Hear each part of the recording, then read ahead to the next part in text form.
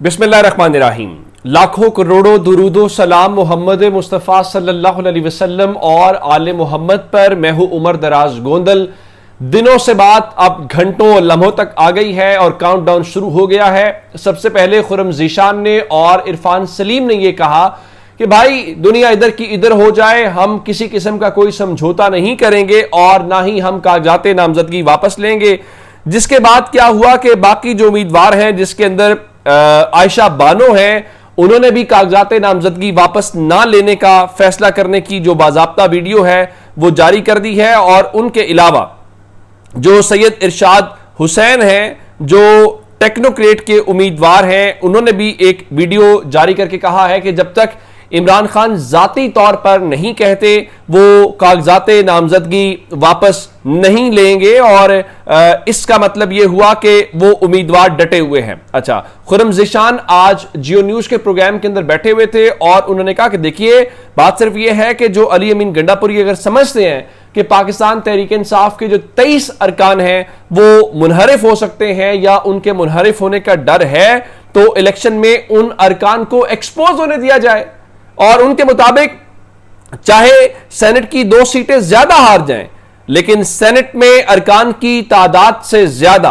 इमरान खान के नजरिए से गद्दारी करने वालों को एक्सपोज करना ज्यादा अहम है। यानी उनका कहना यह है कि हमारे लिए सीटें इंपॉर्टेंट नहीं है, अगर कोई गड़बड़ करने चाहता है या कर रहा है तो उसको करने दिया जाए ताकि लोगों को पता चले कि कौन कहां खड़ा और क्या कर रहा है। और उन्होंने फिर एक और कहा कि हम किसी सूरत दस्तबरदार नहीं होंगे, अपोजिशन से समझौता और बिला मुकाबला इलेक्शन किसी सूरत हमें कबूल नहीं है। बेशक पार्टी इलेक्शन लड़े और उस इलेक्शन के बाद हमें एक वोट भी ना मिले, लेकिन क्या ग्राउंड के ऊपर ऐसी ही सूरत हाल है? ग्राउंड पे सूरत हाल यह है कि अवाम खुद निकली हुई है। आज 2 चीजें हुई। एक, हरीपुर जो उमर अयूब साहब का इलाका है, वहां पर अवाम ने कन्वेंशन किया और उस कन्वेंशन में उमर अयूब को, जुनैद अकबर को और बाकी सबको हमने सुना।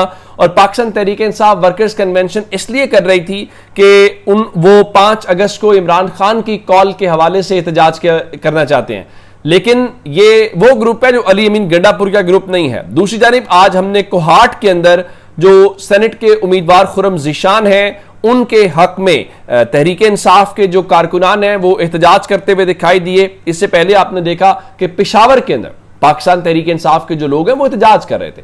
तो कोहाट, पेशावर एहतजाज हुआ और इन दोनों एहतजाजों का मकसद ये था कि सेनेट के अंदर जो चीजें हो रही हैं वो ठीक नहीं है या उसमें जो इंसाफ है वो नहीं किया गया। मैंने आज एक बात लिखी ट्विटर के ऊपर और मैंने कहा कि जब जनरल इलेक्शन था तो जिनके पास इस मुल्क में ताकत है, जिनको हम ताकतवर कहते हैं, उन्होंने पाकिस्तान तहरीक इंसाफ के लोगों को या तो बिठाया या उन्हें यह कहा कि जनाब वो आप दस्तबरदार हो जाए। अब इल्ला माशाल्लाह पाकिस्तान तहरीक इंसाफ ये काम खुद कर रही है और इतलात ये है कि अगले चंद घंटों की डेडलाइन दी गई है।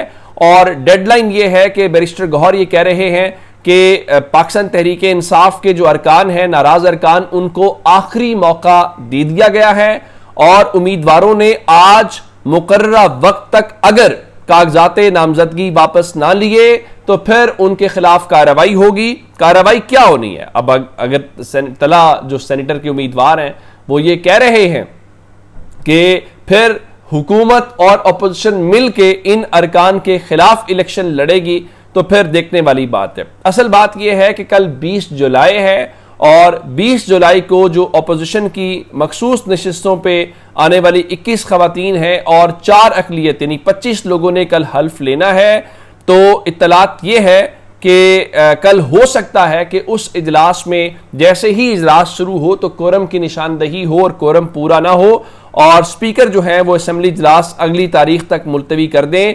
लेकिन अगर अगली तारीख तक मुलतवी हो गया और इस दौरान इन अरकान ने हल्फ ना लिया तो क्या इलेक्शन होगा या इलेक्शन पोस्टपोन कर दिया जाएगा?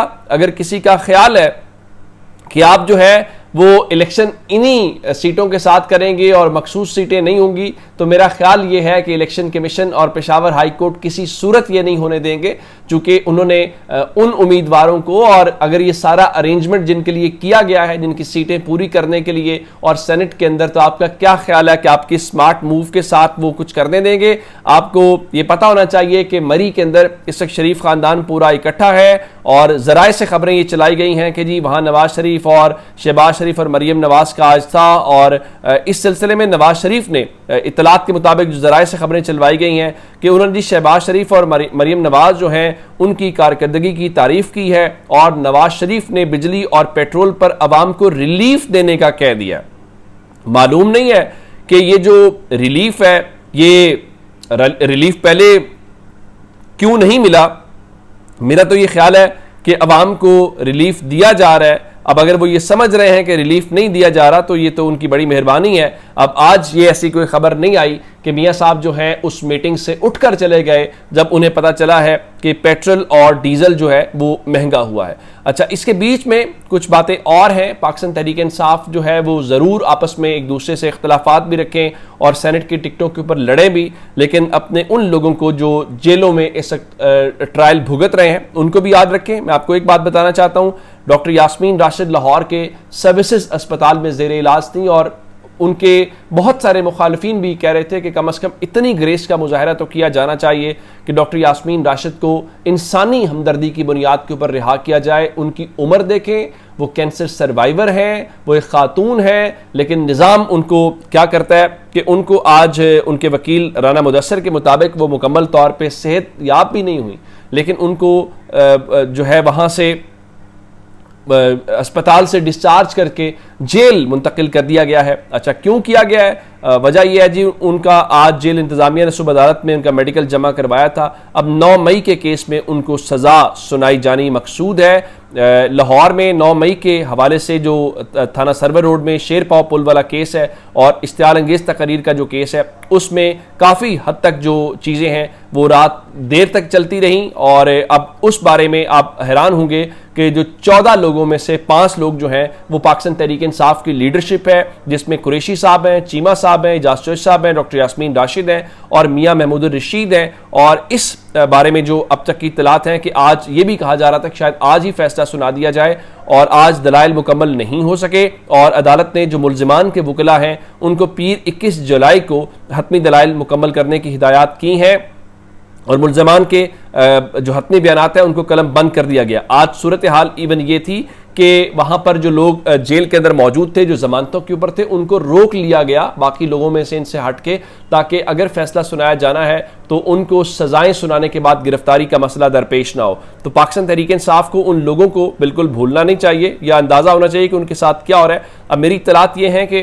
उस पूरे प्रोसेस के ऊपर पाकिस्तान तहरीक इंसाफ कल एक प्रेस कॉन्फ्रेंस करने जा रही है, और उसमें इन मुकदमात के अंदर जो झोल है और जो उनका ख्याल है कि जाली गवाहान पेश किए गए हैं उनके साथ होगा। और उसकी वजह क्या है? पाकिस्तान तहरीक इंसाफ जो है वो इस ट्रायल की शफाफियत के ऊपर जो है वो पहले भी बात कर रही है। उनके कुछ लोग बात कर रहे थे, जिस तरह आयशा भुट्टा है, वो खुद भी चुके केसेस के अंदर हैं, तो वो आवाज़ तो उठा रही हैं, लेकिन पाकिस्तान तहरीक इंसाफ के वो लोग जो हुकूमतों के अंदर हैं, जो उहदों के अंदर हैं, उनको गालिबन उसमें इतना दिलचस्पी नहीं है। दिलचस्पी इस लिहाज से नहीं है, आपकी पूरी खैबर पख्तूनख्वा हुकूमत लाहौर आई हुई थी, आपने खाबे शाबे तो उड़ाए, आपने यहाँ पे सब कुछ हुआ, लेकिन किसी में इतनी मजाल या इतनी हिम्मत या इतनी जुर्रत नहीं हुई, या इतनी कम अज़ कम वो नहीं की गई कि चलें यहाँ से उठ के जेल ही चले जाएं। क्या होगा? आपको मुलाकात नहीं करने दी जाएगी, लेकिन एक वो सॉलिडरिटी का इजहार तो हो जाएगा कि आप जेल के बाहर उनसे मिलने के लिए गए थे, लेकिन वो भी करने की जहमत गवारा नहीं की गई।